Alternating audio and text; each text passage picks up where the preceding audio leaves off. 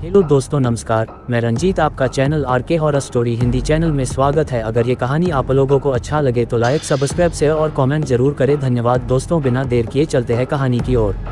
गांव रामपुर अपनी शांत और सरल जीवन शैली के लिए जाना जाता था, लेकिन एक खौफनाक रात की कहानी।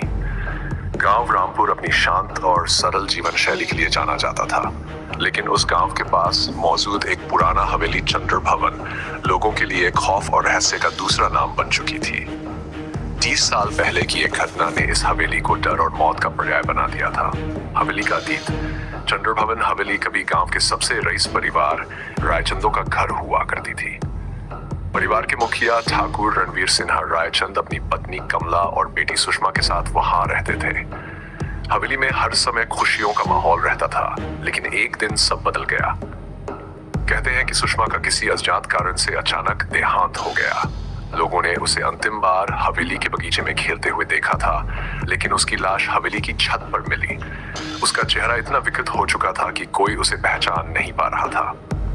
उस घटना के बाद रायचंद परिवार पर जैसे दुखों का पहाड़ टूट पड़ा। कुछ ही महीनों में रणवीर सिंह और उनकी पत्नी ने भी हवेली छोड़ दी और धीरे धीरे वो जगह सुनसान हो गई। लेकिन कहते हैं कि सुषमा की आत्मा अब भी उस हवेली में भटकती है। गांव के बच्चों का दुस्साहस। गांव में 2 लड़के अमन और रोहित और उनकी दोस्त काजल बचपन से ही चंद्र भवन हवेली के बारे में कहानियां सुनते आए थे। एक दिन उन्होंने तय किया कि वे इस डर को मात देने के लिए हवेली में रात बिताएंगे। उनकी योजना सुनकर गांव वाले उन्हें बार बार मना करते रहे, लेकिन उन तीनों ने किसी की नहीं सुनी। अंधेरी रात में जब पूरा गांव नींद के आगोश में था, तीनों ने अपने टॉर्च और खाना लेकर हवेली की ओर कदम बढ़ाए। हवेली का सन्नाटा हवेली के पास पहुंचते ही हवा में अजीब सी ठंडक महसूस हुई। काजल ने कहा, "ये ठंड मौसम की नहीं लगती।" अमन ने हंसते हुए कहा, "तुम डरने लगी हो? अभी तो कुछ हुआ भी नहीं।"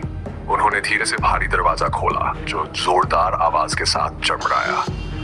अंदर का माहौल पूरी तरह खामोश था, लेकिन हर कोने से ऐसा लगता था कि कोई उन्हें देख रहा है। जैसे ही वे अंदर बढ़े, एक पुरानी घड़ी का कांटा अचानक खुद ही चलने लगा। काजल ने घबराकर कहा, "ये कैसे हुआ?" लेकिन अमन और रोहित ने उसे समझाया कि शायद ये हवा की वजह से हुआ होगा। डरावनी घटनाएं शुरू होती हैं। तीनों ने हवेली के मुख्य हॉल में अपना ठिकाना बनाया और चारों ओर देखने लगे। दीवारों पर लगे पुराने चित्रों के चेहरे अंधेरे में अजीब तरह से चमक रहे थे। अचानक रोहित ने सीढ़ियों पर किसी के चलने की आवाज सुनी। "क्या तुमने ये सुना?" उसने फुसफुसाते हुए पूछा। अमन ने कहा, "कोई आवाज नहीं है, तुमने कुछ ज्यादा ही सोच लिया।" लेकिन तभी एक खिड़की जोर से बंद हुई और एक तेज चीख हवेली के कोनों में गूंज उठी। तीनों ने एक दूसरे की ओर देखा, लेकिन डर के मारे कुछ बोल नहीं पाए। है सुषमा की परछाई। वे हिम्मत जुटाकर दूसरी मंजिल पर जाने के लिए सीढ़ियों की ओर बढ़े। जैसे ही वे ऊपर पहुंचे, उन्हें एक कमरे से धीमे धीमे रोने की आवाज सुनाई दी। आवाज इतनी दर्दनाक थी कि उनके रोंगटे खड़े हो गए। काजल ने हिम्मत करके कमरे का दरवाजा खोला। कमरे के बीचों बीच एक छोटी लड़की सफेद कपड़ों में खड़ी थी। उसके बाल बिखरे हुए थे और उसका चेहरा नीचे झुका हुआ था। अमन ने कांपते हुए पूछा, "कौन हो तुम?" लड़की ने धीरे से सिर उठाया और उसका चेहरा इतना भयानक था कि काजल जोर से चीख पड़ी।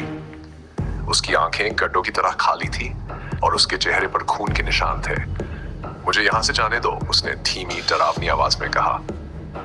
हवेली का राज लड़की अचानक गायब हो गई और हवेली का पूरा माहौल और भी खौफनाक हो गया। तीनों ने तय किया कि अब वे यहाँ और नहीं रुक सकते।